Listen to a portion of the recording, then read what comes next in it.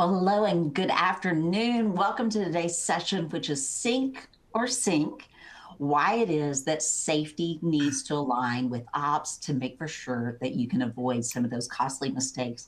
My name is Holly Foxworth. I am a registered nurse and I am the marketing director here at Axiom Medical for our marketing communications. And I'm going to be your host today. And I'm so glad that you guys are here because this is one of the topics that it just gets really to the heart of everything that we see every single day. It's something that comes up continuously, and that's that gap between safety and ops. But then also, it's how it is that you can close that gap and how that becomes a game changer whenever you can make that transition. So I know that you're going to love everything they have to share. But in case you guys are new to Axiom Medical or this is your first webinar with us, we are an occupational health provider for work-related injuries and illnesses. We have injury case management. We provide behavioral health, and in addition to employee absence management. So we like to say that we keep at least 75% of things at a first aid level, usually in-house, saving you lots of time, energy, money, but most of all, the part that we love the most is making you look like a hero.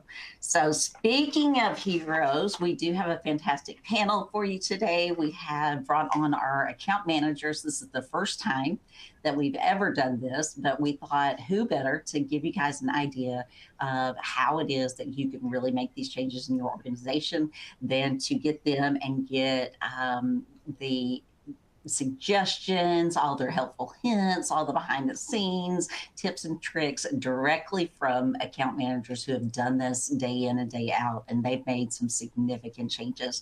I can't wait for you to hear some of their stories. So you're definitely going to be meeting them for shortly. We'll have Dr. Scott Cherry. He's our Chief Medical Officer. We will have Callie Linden. She's one of our major account managers. And then we also have Lhoren Morris, who is one of our major account strategy leaders.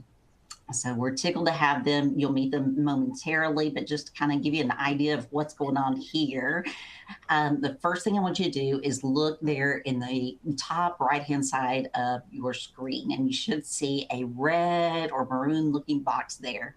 And if you've ever experienced one of those times where all of a sudden you feel anxious and then you're overthinking everything, and then it's like you feel like you're in your own head and you can't seem to get out of that spiral, you are going to need to attend this because we have Dr. Les Curtay. I know many of you have heard him before. He's fantastic, but he's going to be joining us for this one.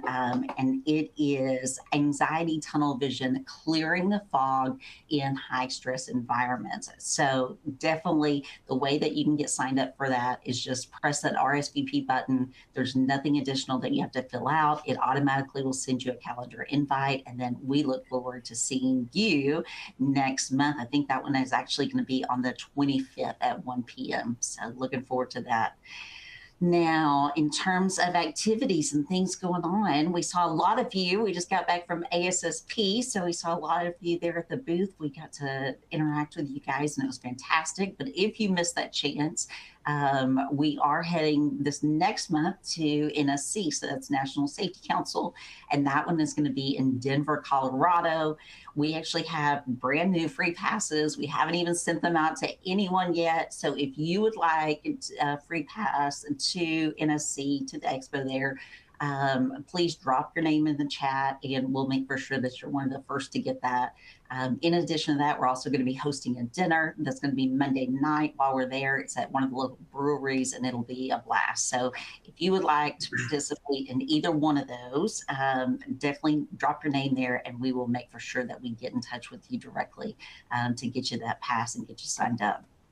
Now, the other location that I want you to pay attention to is at the bottom of your screen, and that's where the chat box is. That's where you can type back and forth with us.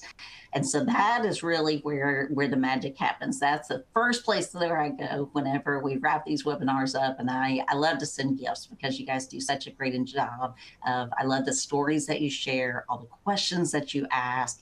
You share things that are going on in your specific environment or things that you've been through. crew.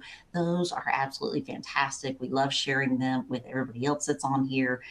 They do so much for each other, to be able to learn from each other in different organizations, and is so helpful. So make for sure that you're utilizing that box, because that's the first place I go whenever I look for sending those thank you gifts after these events. So make sure that's there.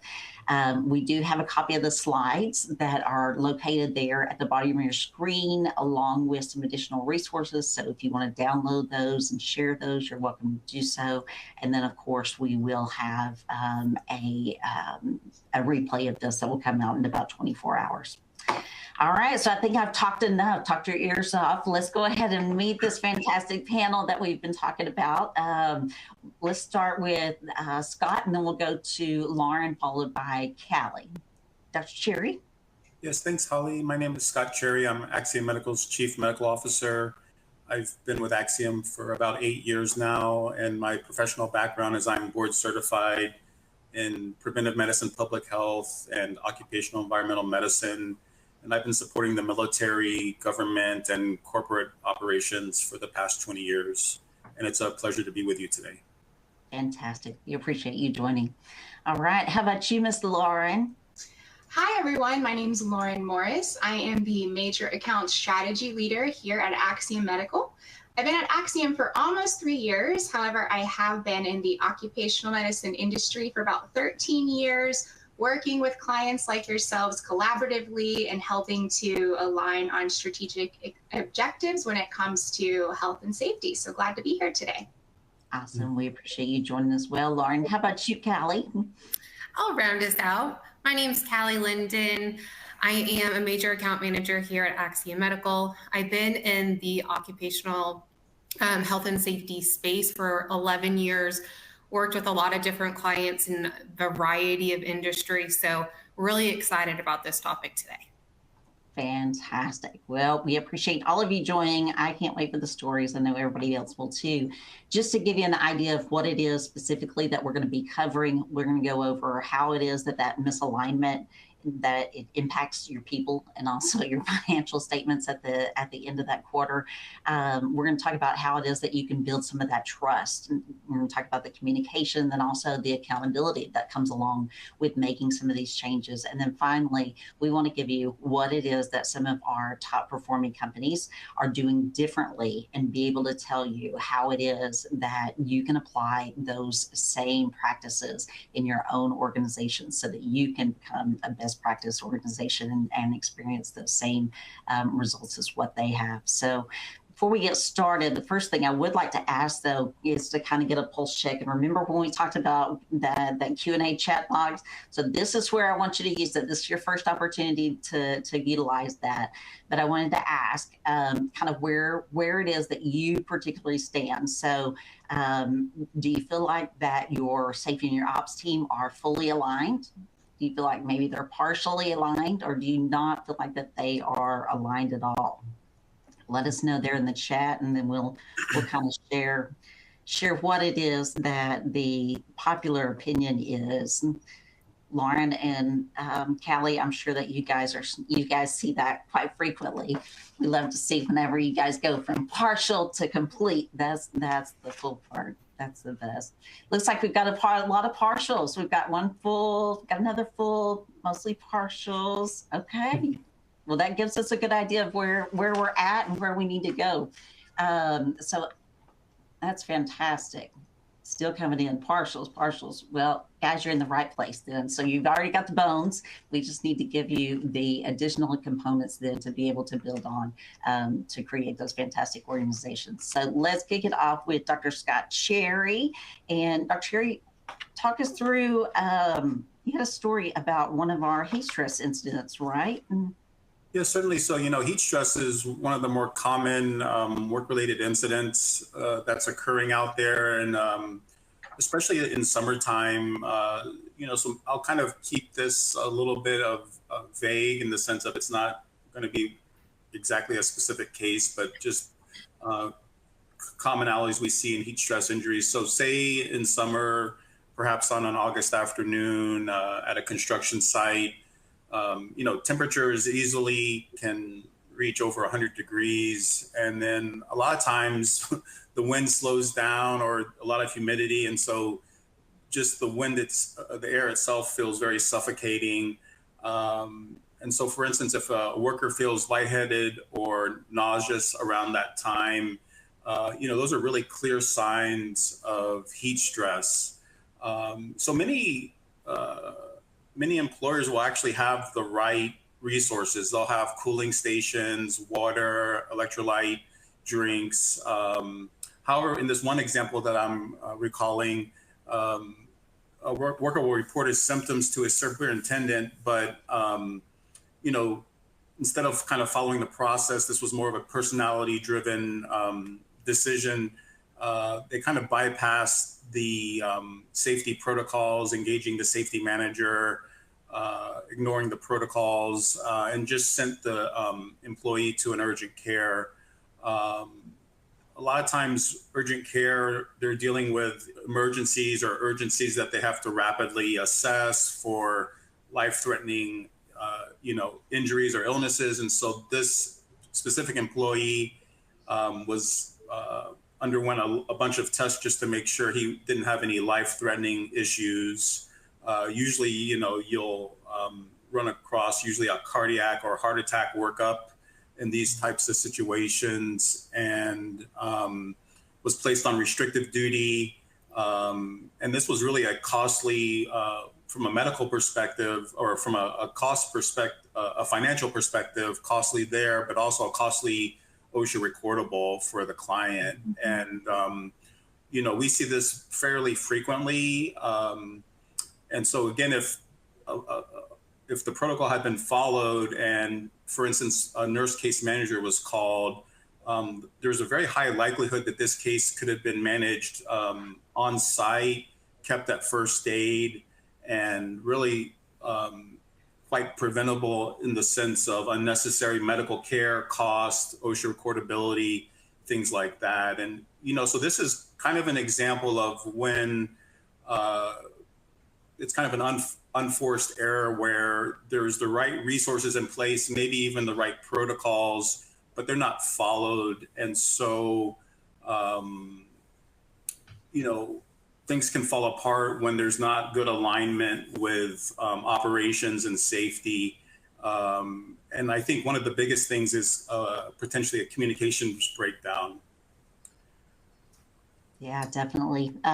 Whenever you talk about some of that particular case in general, it seems like I know that from a safety perspective, that must have stung really bad to have all of the procedures in place and all of the protocols and everybody should have been trained, et cetera. And then at the last minute, something fell through, and you missed that opportunity to be able to communicate between the two groups, and things went awry. So yeah, definitely, I would say one of those communication breakdowns. What would you say? How does that kind of work in the scenario? What do you see there? So when I reviewed this example with our audience, and then when I've actually reviewed this with clients in general, it seems very clear, kind of, they say hindsight is 20/20, but I think what really happens is the employee and the supervisors are actually trying to do the right thing. I think some people are afraid of malingering, they're afraid of hurting the company. So at first, the symptoms may be mild, and so they don't want to make a big deal about it. But what happens is it snowballs. Heat stress is cumulative, and so this might have been going on for a couple of days or for several hours. And so that's why these protocols exist. And so I think, communication is really important, because you want your whole organization to follow without a lot of personal judgment or leniency. And so, communication is really the most important thing, and it's probably one of the hardest things. So again, I think the biggest risk to alignment, or biggest risk of misalignment, is communication breakdowns. I'll give one other example. So slips, trips, and falls are some of the most common heat stress, lacerations, things like that. And so, say, for instance, at a manufacturing plant, a worker cut his hand. So instead of actually going through the full protocol, the supervisor handed the injured employee a bandage, and the employee felt like they were fine to keep working. Unfortunately, safety wasn't engaged and the protocol wasn't fully followed. And over the next few days, the cut worsened, required medical care, and which escalated into treatment beyond first aid, which therefore turned into an OSHA recordable. And all this really can be avoidable. So when directions are kind of conflicting, if we see management not fully following the protocols to a T, then even minor injuries can spiral quickly. And I think we see this a lot at Axiom, where a simple, even small laceration, depending on the the past medical history or the personal medical history where their supervisor may not be aware of, they're at much higher risk for infections or slow healing, a host of things. And so it's really important to have full adherence, 100% compliance to the injury protocol. Absolutely. Yeah. Talk to us about the third risk that comes along with that. There's a lot of operational inefficiencies when you have misalignment. So for instance, something that's not necessarily medical at first, it's more of an operational thing. So we've seen a case where a forklift was flagged for maintenance, but was kept in use anyway because there was kind of this rush to get an order completed. However, the equipment failed during the shift. It actually damaged inventory. It injured another employee.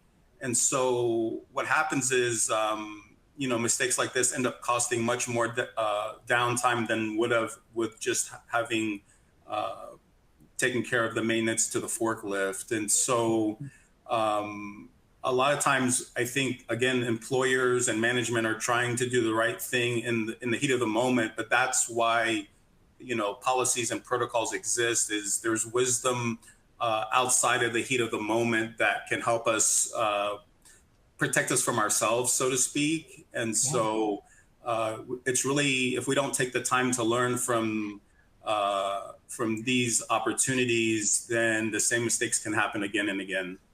Absolutely. Well, you were speaking about opportunities, and actually that's the next one that I was going to ask you about was where is it that we're missing that piece before we move on with our account managers? Yeah, and then I think this speaks to culture, right? So if something happens often, it can become a habit or a culture if it's an organization, not a person. And so I think there's examples like this are examples of missed opportunities where leadership can take this as an example to say, this is where we went wrong. And there's these are the ways to really handle these types of issues, whether it's, maintenance to equipment or, not following safety protocols for an injury. But what happens, though, is if there's this pattern, then a culture will actually develop to where, this is normal for us to have this many injuries in this amount of time. And it becomes acceptable, even if it's from a very passive perspective. It's not outwardly shared, but it's internal. Like, it's okay if we get injured because we just are trying to get the work done, and that's the most important thing. So really, whenever there is an injury or an incident, that's a missed opportunity to not do a safety debrief, to really reemphasize the importance of following safety protocols and reviewing lessons learned. Absolutely. Yeah. And, I don't know, actually, I'll ask you guys. I'm sure you've had examples in your own organizations with log and tag out procedures or equipment failures or just communication problems in general. If you have a great story that you think would help other people, make sure that you drop that in the chat. There's been a lot of great comments that have been coming through here. But if you have a great story of something that had actually occurred with you or somebody that you know of and how it was that you addressed that, be sure and share it, because we definitely would love to hear that. Callie, I'm going to come to you and kind of ask you, now that we have talked about some of the scenarios and some of the bad things that we've all experienced that have happened from time to time in organizations, where is it that we really need to put our focus? There's a lot of places where I feel like we can put focus, but one that I would say is people and productivity. Safety and ops share a responsibility, right? And I think oftentimes companies are focusing on this top-down approach, meaning leadership has the buy-in, leadership is pushing, XYZ goal, which is still important, right? We need their buy-in. But where we really have to gain the buy-in is building the trust and gaining employee commitment to safety. Mm-hmm. We can see that this can be accomplished in a lot of different ways. And over the years, I have clients who do safety commitments, safety walls, providing their reason why they're committed to safety, or even the company in general just doing a safety video and sharing, what's our mission this year? What are we kind of kicking the year off with? And a lot of times those clients who are defining the best, or they're defining their reason why as a company, they're doing it early on. So they're getting the best outcomes by defining that alignment. They're doing strong safety slogans that are capturing the company's goal, but also there's a human component, right? So being able to invoke a human emotion as to why this safety slogan or safety goal that year is important. That makes sense. Yeah, it does. And I think if you can invoke that emotion in somebody, you're able to really gain the buy-in, right? And we have to have the people who are the frontline individuals and employees doing the job bought into safety. So how do you do that? You have to make sure that your slogan or your mission statement is understood clearly by the entire company. So not just by the people at the top in the leadership, but all through that down, like the management levels to those frontline employees, because safety as a division of a company isn't separate. It should be baked into every single operational goal. And that shared vision helps improve the culture of the company. And then therefore you're going to get really good results from it. Absolutely. And I think that, and we may get to them, even they may come up later in the event, but, one of the people that we had recognized this year that had gotten achieved an award, I remember from the summit that was what they had talked about, was that they had their safety wall.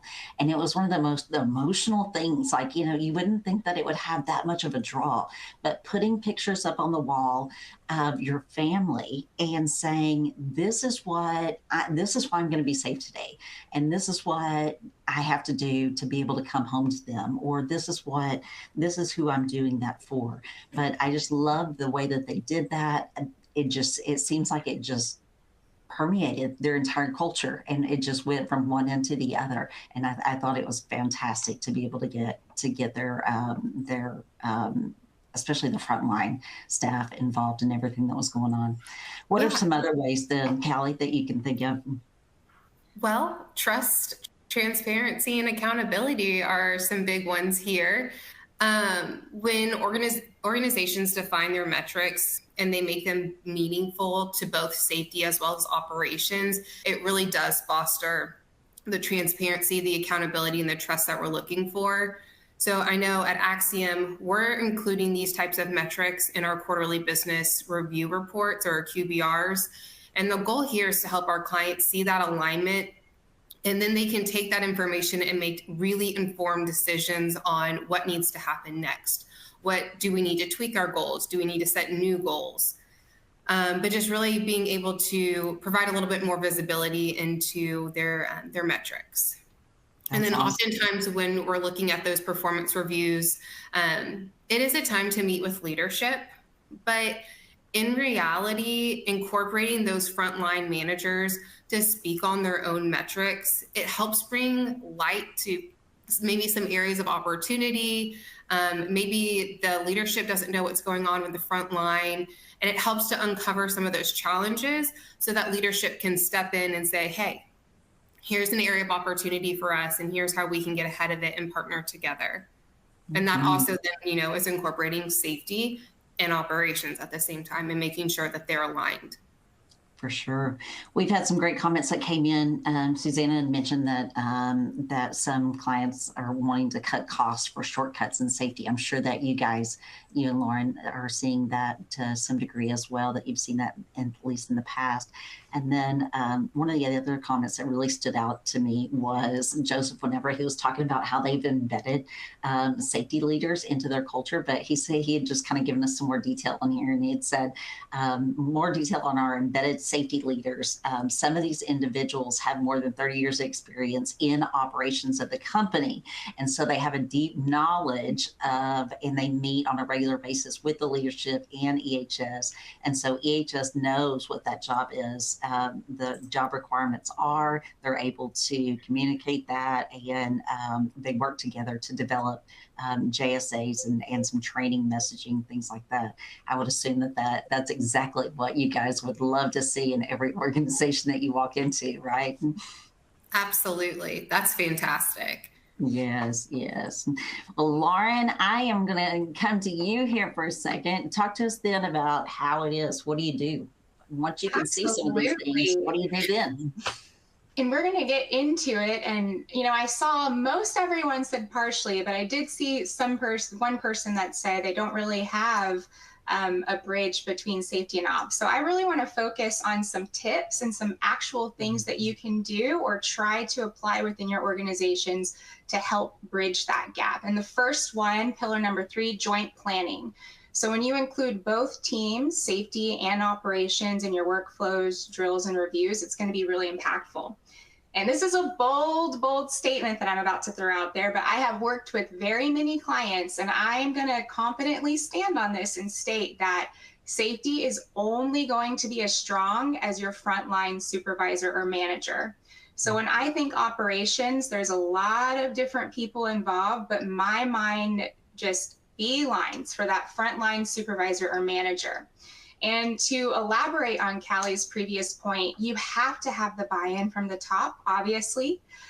You really need to have the trust from the employee, but if you don't have the buy-in and the support and the collaboration with that frontline supervisor or manager, your communications and processes are going to fall short. And we have seen this time and time again. And my clients who I've actively seen performing with lower first aid rates or lower early reporting oftentimes fall into this bucket. And so one of the things that I've kind of workshopped with a few of my clients that's been a success is holding your frontline supervisors and managers accountable. And a way that you can easily do this is giving them, working with them, collaborating with them to build safety plans, essentially mini safety plans for their site. And when we talk about safety plans here, I really want to emphasize these are going to be made up of short-term achievable goals. So think about 1 quarter, 1 to 3 months. Your safety goes in, speaks with the operational person, that manager or supervisor. Maybe you do a site walk and they say, hey, we've had a lot of trips lately and our warehouse is a little clunky and we've got cords and boxes everywhere. So maybe that's their initiative for 3 months. That's what they're committing to alongside that safety individual to put into practice. So you have these short-term achievable goals. And when you have that frontline supervisor or manager bought into this process, it's going to help because obviously that's the individual that has the trust built with that employee, but you have someone actively there at that site who's able to monitor and track this progress. And that kind of brings us into the communication pillar. Well, hey, I was going to ask you, actually, we had several questions that came in about this, and I loved, Michael said this even before you said it, and so I just had to call it out. But he had said, for us, it's the frontline lead and supervisor that dictates the whole safety That's focus. exactly right. Yes, yes, exactly right, Michael. You are exactly right. He had mentioned that, you know, that sometimes there is a problem that leads, let's see, it's that most leads promoted due to their pace of production, but that does not mean that they can lead or mentor. Yeah, and we'll say and agree with Lhoren. Good deal, absolutely. Good comments there. Well, let's go ahead. I'll keep going here. I won't hold you up, Lhoren. No, you're good. I get excited. I get fired up. Yeah, well, I just love it when you know it aligns with what's going on, you know, on the other side, and then you know exactly what you're saying as well. It just speaks so much to how it is that we're all in the same boat. We're all looking at the same things and working on the same challenges, and it's amazing what it is that you can accomplish when you have the right tools. No, absolutely. And continuous communication, our fourth pillar. I really want to highlight that I think across the board, safety teams are typically pretty strong. Beginning of the year, coming together and they say, you know, these are our safety initiatives that we're focusing on for the year. Or similarly to what Callie was saying, you know, here's our safety mantra or our motto or our slogan for the year. And there's a lot of momentum and everyone's fired up and excited about all the things that they're going to do to accomplish this. And then I see that momentum in Q1, and then throughout the course of the year when I'm, oh, how's the progress going on that? I know you had a lot of eye injuries. Were you able to make some positive impact and change? And you see that momentum just completely deteriorate and decline. And it always leads right back to that frontline supervisor or manager's buy-in. Because they don't have the collaboration with operations, they have these great ideas, but they don't have a way to execute those ideas. So you've met with that frontline supervisor, you've come up with that site safety plan, those 3 to 5 achievable goals or a couple of goals that you're going to focus on every quarter. So you need to continue those communications on those goals so they don't fall short and they don't fall flat. And that can look like a number of things. Maybe that's a meeting that you have with ops and safety every week or bi-weekly, but the intent of that meeting is, hey, where's your progress on this goal? You know, I know we said we needed some different PPE in there because of these eye injuries. Have we ordered that? Have we gotten the bids for that? Where are we? So you're actually monitoring the traction with these achieved goals. So by the time you hit the end of the quarter, great, we fixed a problem, let's move on to the next goal. That can also look like metrics. I know we've talked a little bit about KPIs and metrics. Maybe you have an EHS system or dashboard that everyone would have access to. Find a way to collaborate and put some of these ideas and these projects that you're working on that dashboard to track progress for visibility. But making sure, it could even be a 15, 20-minute huddle. Those meetings are going to be impactful, holding those safety frontline managers and supervisors accountable, but you're giving them a place at the table. They have some skin in the game. And I promise you, you're going to see that impact your overall safety goals, not only for that year, but even when you look into your 3- and 5-year plans. Several comments again, Lhoren. There was one that I loved from Patrick that said, failure to plan is planning to fail. And you're exactly right. The other was from Brent and was asking, so for your customers, do you offer trainings that utilize and that would help them educate and develop some of those frontline supervisors and managers? Absolutely. We do have some tools and resources to help you guys kind of provide some guidance on that. If you do work with an account manager, that's somebody that you can also lean on. But Holly, definitely get that individual's information so we can do some follow-up with them on that. That would be great. Yeah, and Patrick had also mentioned motivation for goals comes and goes, but consistency is the key. So you are exactly right. That's absolutely it. Yeah. Talk to us about the return on investment, because this is where sometimes things get a little muddy. This is where, you know, it's like when it comes down to the bottom line, is it really going to pay off? 100%. This is something that I I mean, you would think I'm passionate about everything I've been talking about today, I'm sure, but I'm extremely passionate about this subject. And I have been diving in with clients in the last year, especially on this particular topic. I really want to highlight for clients right now that you said partially, maybe you're really struggling to get, and Dr. Cherry referenced this early on too, to get funding from operations for things that you need in safety. And that's really where I want to go and kind of help that individual with this conversation and story. So I am going to share a story here.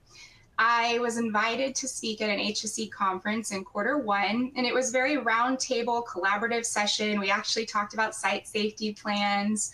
And, you know, I am a pester. I ask a lot of questions and dig into the weeds on things. And so I was really asking a lot of questions around what are your biggest challenges that you're facing? And everything kept looping back around to this underlying theme of they do not have a relationship with operations. And they told me a story, like Lhoren, for example, on one of our job sites, we have a relatively sizable pothole. And we've got a lot of foot traffic and we've got a lot of vehicle traffic. And we went to operations and said, hey, we need to get this pothole filled because we strongly believe that if it's not filled, we're going to have a claim on our hands. We're going to have an incident and or injury. And it wasn't prioritized. It was kind of denied at the time that it was initially requested. And then they go to tell me that, you know, a couple months later, we had a really bad claim because of this pothole. It was upwards of $50,000. And so I kind of sat on that for a second and I said, okay, so we came up with this idea of a cost avoidance log. And this was something that this particular client was going to implement. So every time they went to operations and they asked for a budget, so I need to fill this pothole, we need additional PPE, gloves, because we've had an uptick in lacerations and that was denied or declined, they were going to keep a log. So for example, they go in early year, they ask to fill the pothole. They also say, here's the bid. It's going to take, you know, cost $3,000 to fill this pothole. It was denied, so they indicate that on the log. February 17th, request made, request denied. This was the total cost. When that claim took place, and it's not only the cost of the claim, it's the indirect costs, it's the equipment. You guys understand the hassle and the hardship that's involved when you have a workplace incident or injury. So all of that was logged.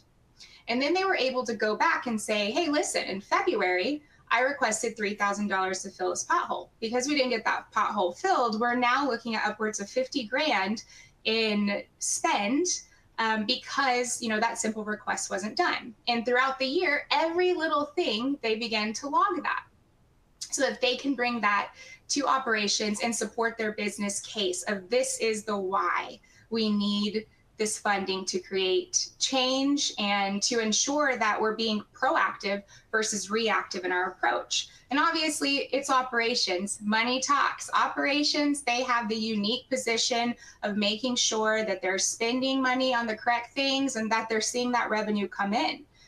They also are responsible for their client base, and reportable injuries we know can prevent bidding eligibility. So there's a lot that's at stake for operations, and being able to put that in something like a cost avoidance log and outlining and detailing explicitly, this is why we need that funding, was really impactful for this client. Lhoren, that I think that may be one of the most brilliant ideas that I've heard of. But it just makes so much sense because it turns the conversation and it really puts hard dollars to what you have going on. So in that particular case, then were they able to take that log then forward to their operations team and say, hey, look, this is the difference between this $3,000 pothole versus this $50,000 claim. And then what happened at that point? Yeah. Absolutely. And it's something that they're still actively working on.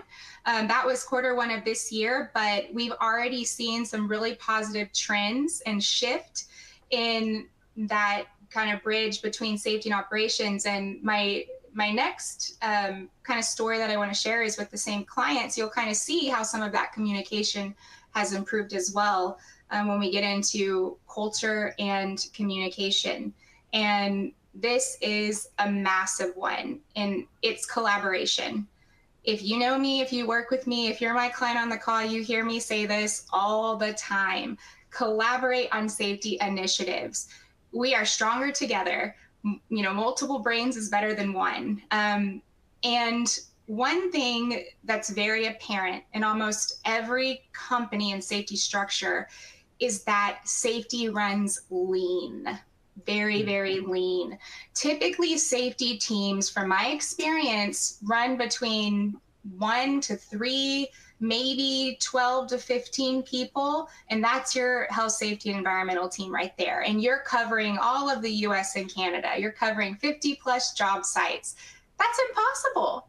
Those individuals can't be boots on the ground at those sites all the time. You have very limited impact. As much as you want to have those relationships with every single employee and have your face shown, it's the likelihood of that happening is slim. And what I constantly see as well is when that safety individual rolls up on the job site once a year, it's fear versus trust and respect that they're getting from the employee. So again, how do we combat that? It's collaboration with the frontline supervisor and manager. That's the individual that has the trusted relationship with the employees. That very same client that we just talked about, and this was this year as well, they had an amazing 2024. And 2025 Q1, it was rough. They're growing at a rapid pace. So obviously safety, they have more employees to reach and little less time to do it. And they saw a significant uptick in the recordable injuries. Man, what are we going to do about this? This is horrible. Like we just came off a phenomenal year, the best year yet. And then already in Q1, we're stressed and we don't know how to move forward and we don't know what to do.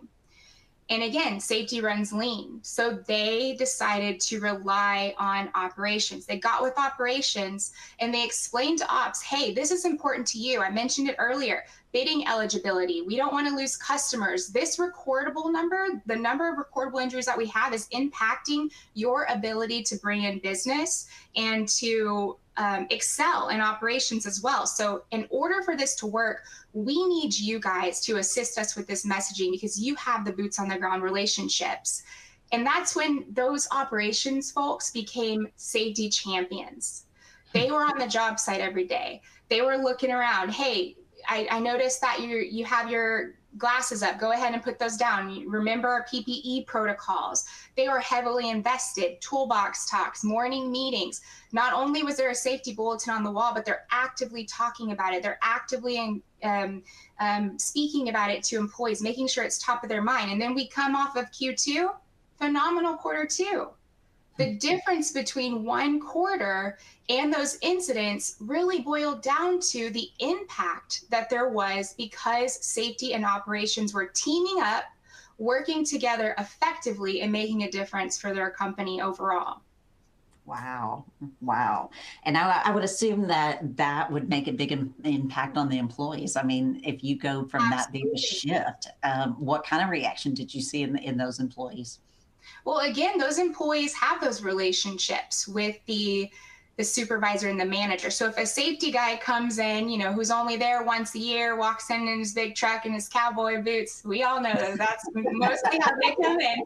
And, they're auditing and notating every wrong thing and someone's getting in trouble. There's that fear. But when it's somebody that you respect, that you have a relationship with, that you speak to every day, it's the same concept of having accountability through your peers. And I think Callie's going to touch on that a little bit, but just having, making sure that you're doing your observations and things like that, but having a buddy system and, you empower, by empowering your operations folks, you're empowering your employees and it's just creating more trust. And then safety is not so scary anymore because it's something that they're digesting every day. Wow. So did they set up then? Did they have like a big kickoff or how would you say that they actually kind of came together in that round table meeting? It was round like table. all hands, we need to chat. This is the problem. And they were able to kind of show again, like this is the associated funding. Here's potential return on investment when we get ourselves back on track. They were able to get that buy-in. And I just met with the client this week, and they said that it's stronger than it's ever been as far as their alignment with operations right now. Oh, that's just kind of touching.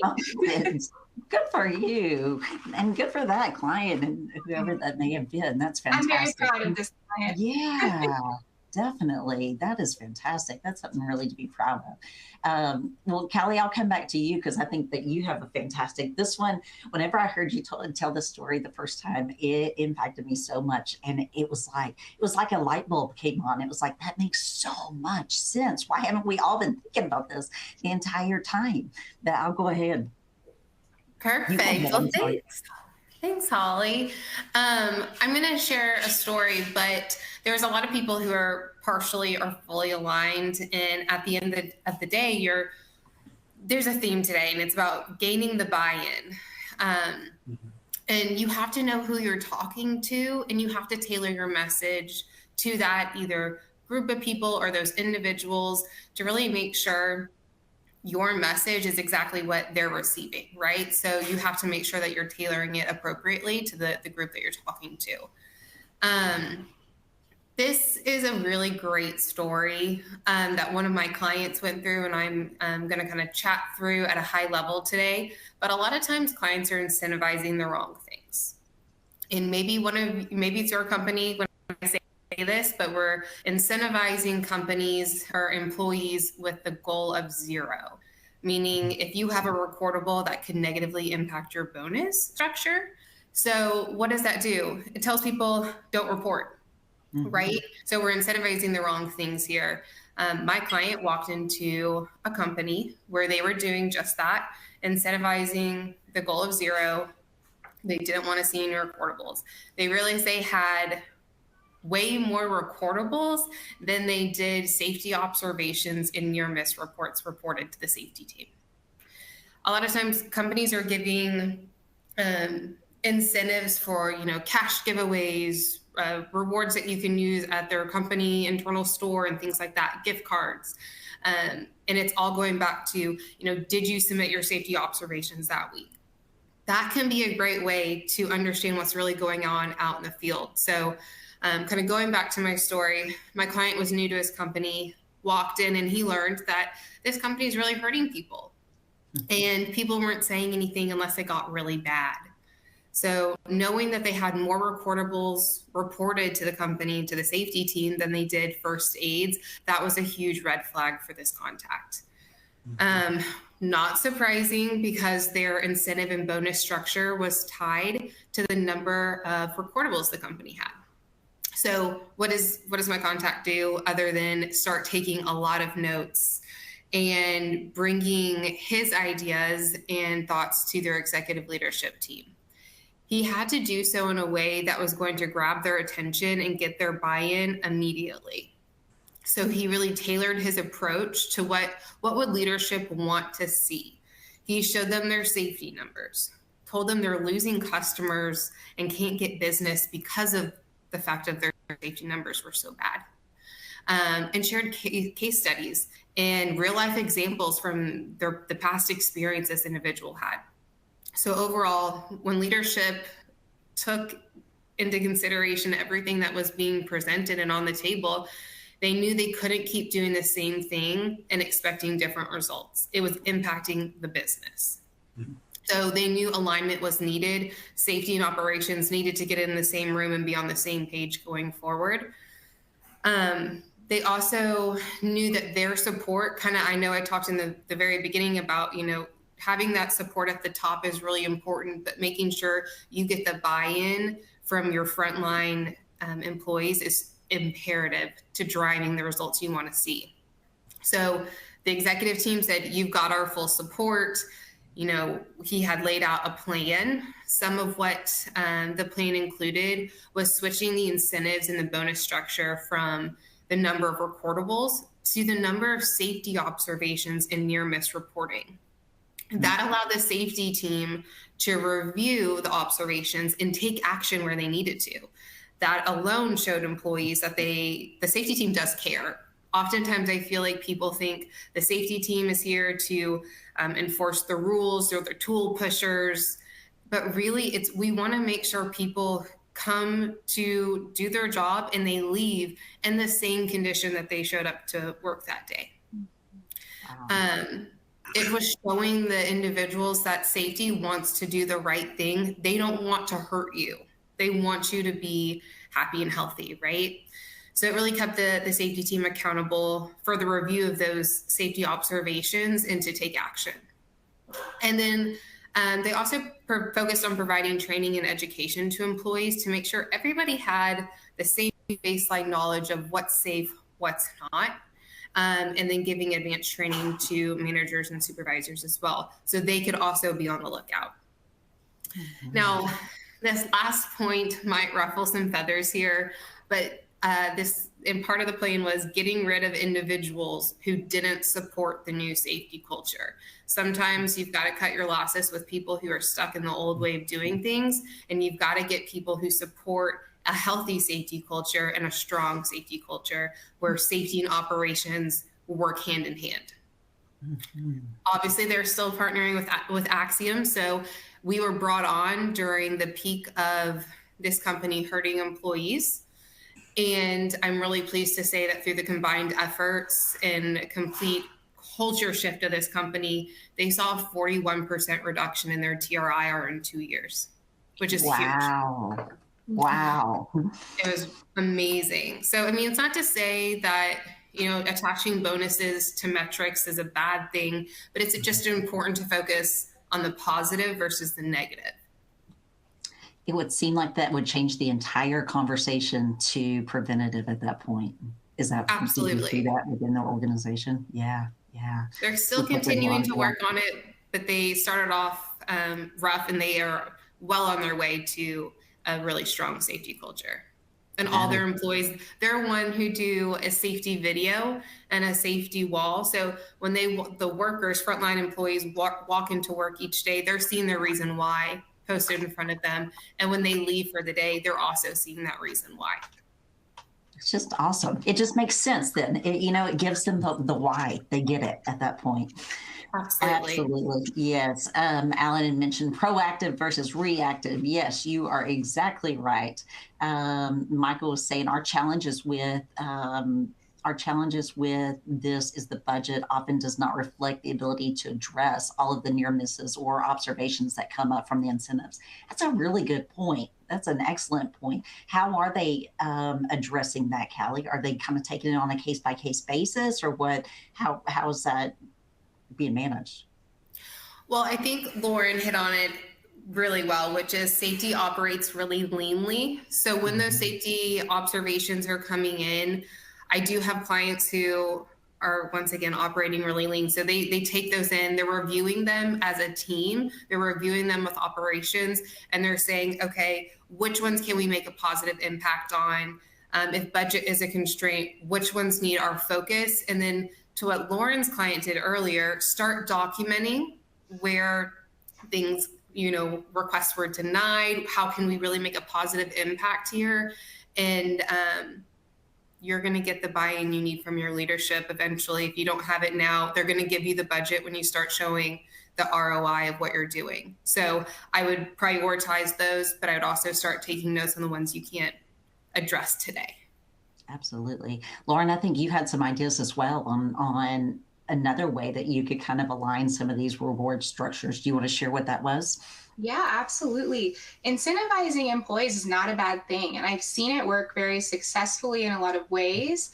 But instead of attaching those bonuses or those bucks that they can spend to, hey, a goal of 0 or no injuries, I've seen a shift with some of my clients where they're awarding employees for early reporting, or they're doing a bonus structure around early reporting, because we all know we want to create a reporting culture that encourages reporting. We don't want to create a fear-based reporting culture. Oh, I don't want to be the person to call in my injury because then we'll have a 1 on the board. So by creating a reporting culture that says, hey, report everything, if even if it feels a little funky or you feel a little off, you are actually being very proactive, because oftentimes it's those, I call them the silent assassins, those strains and sprains that creep up on you a couple days later, they're exacerbated, and that's when you're going to have those poor outcomes, those lost time or recordable injuries. So maybe try it to shift the way you look at that and associate or contribute those bonuses to early reporting, rewarding employees for, putting in an observation or near miss or reporting an injury early. And just when you say early reporting, that opens up a whole new can of worms. And talk to us about the reporting concept here, because I think that can be widely interpreted whenever you say early reporting. What is best practice? Absolutely. Best practice, the critical hour. That's what we call it here at Axiom. So the first hour from when that incident occurred, especially partnering with Axiom, that's when our nurses have the most impact. We can get in early intervention with those proactive measures and really assist you guys with mitigation on unnecessary overtreatment and those poor outcomes. So really trying to focus and promote reporting within that first hour of injury is what you want to aim for. That's fantastic. Dr. Cherry, we've kind of let you out in the cold here for a minute. I've had both of the account managers going back and forth, but we've heard this word culture that continues to come up. And it seems like that's something that we really need to put a focus on then. Yeah, and I would maybe just make a couple comments from this discussion you guys are having right now, where I agree when you see a goal of 0, it has dramatic unintended consequences. And that's something we're trained in preventive medicine. Whenever there's like an intervention, you always have to be try to be aware of the unintended consequences, which it's hard to do until after the fact. And I think we've seen that now for a decade or so. But it does show the leadership's focus and intention on safety, but it just has this negative consequence. And there's also just the law of diminishing returns, where you're going to end up using almost infinite energy and focus to get that last little bit. And then something I learned from one of our client meetings over the years from a safety leader, he uses a ratio of early reporting to incidents. And I think every client can do their own ratio, but if that ratio starts dropping, so maybe you should have 20 observations, like near misses to one incident, or 50 or 100 or 1,000. But if you start tracking that, if that ratio starts going one way or the other, it's kind of like a leading indicator for whether your safety culture is improving or starting to fall off. So if you have, I guess the case would be you have 0 early reports to 1 or all your injuries, that's the wrong ratio. That's kind of an early indicator of your safety culture starting to dwindle across the frontline employees. So I just wanted to kind of add that based on what you guys were kind of sharing earlier. But again, getting back to leadership and culture, I've always heard you need there's like a top-down approach or a bottom-up approach, and you kind of need a mix of both, I think, in general. So, leadership sets the tone, but the frontline employee really needs the understanding that sustains the alignment, and that's what builds culture, is basically habits. What happens when there's no explicit guidance necessarily. And so when leaders treat safety and operations as equally critical, every company is in business to do a thing or produce something. And so safety and, all these other things aren't a core concept initially, but once a company becomes successful and is in the grind day to day, it actually has to be as important as their operations. And so when employees get that understanding of why decisions are made and how it impacts them, they're much more likely to engage, right? So again, I think you see a lot of cases that go south, where they think they're doing the right thing of sucking it up and being tough, being stoic, but then all of a sudden there's a catastrophic outcome, right? And so I think leaders can take that initiative to even say, this is what I would do with my own direct reports or with even myself. And it helps those frontline employees feel confident in engaging the process appropriately. Absolutely. Well, it wouldn't be complete if I had these account managers on if we didn't have an action plan, because they love an action plan. So we had to definitely incorporate an action plan in this. But really, I would challenge all of you to just kind of think about one thing that you would like to implement. And I'd actually like to go to each one of our individual panelists here and kind of get, where would you start, or what's an idea that you have, Dr. Cherry? I think just getting an assessment of what exists, so audit where the silos are, and then, you can have a huge laundry list that can be overwhelming. So identify at least one place where safety and operations can start.